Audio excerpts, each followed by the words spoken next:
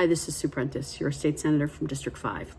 Coming to you this morning from my home in West Lebanon to just do a quick wrap up on the 2025 session, really the committee of conference votes last week, specific to the budget. The week before, I had, in one of my video chats, addressed two key issues that threatened not just passage of the budget, but also the governor was threatening to veto the budget if it was passed. And we can't let that happen, or couldn't let that happen, because this budget, this document, these votes are what keep government operational for Granite Staters. So Group 2 retirement and the cuts to funding for the Manchester school system were addressed by the stakeholders. They came up with a compromise. We attached that to a piece of legislation that was sitting on the table. This is procedurally in the Senate. We're able to take that off the table, vote on it, and therefore it did not become part of the final committee conference report because we had handled that.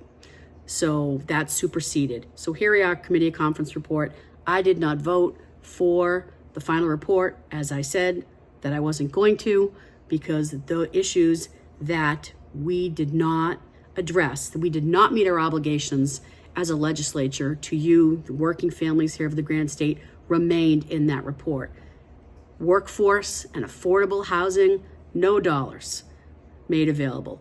Cuts to the university system, 18% cut throughout the system. So it's not just UNH. It is here at District 5 to Plymouth State, Keene State College. If you're in the university system, you'll see those cuts and the downward pressure on our workforce. And by the way, this is our primary pipeline to our workforce in New Hampshire, including our small businesses, which are just so fundamental and the backbone of our state. Medicaid, a premium for families, including children that are on Medicaid. So if the Granite Advantage had been working as a bridge for Granite Staters to have access to preventative care, to get themselves healthy, to get back to work, to get onto their employer's benefit plan, that is going to be challenged by just this amount of money, $270+ that they're going to have to pay each month in order to have access to preventative treatment as well as treatment in general when they're sick. So huge concern about that.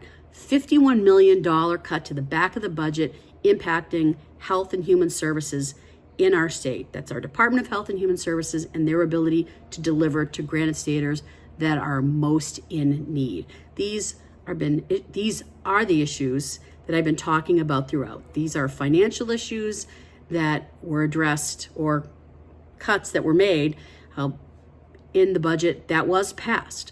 I've got some policy issues I want to talk about that, but we'll do that in a later budget. So this is not a budget that meets our obligations and works for families here in the Granite State, and that's why I did not support the final committee of conference report. I'm glad we were able to come to compromise and keep Group 2 in place and limit the cut to the Manchester school system, but we've got issues across the state that are going to become more and more obvious throughout the next year because of our lack of investment in our working families and building prosperous, inclusive communities here in the Granite State. Thank you. I'll be in touch.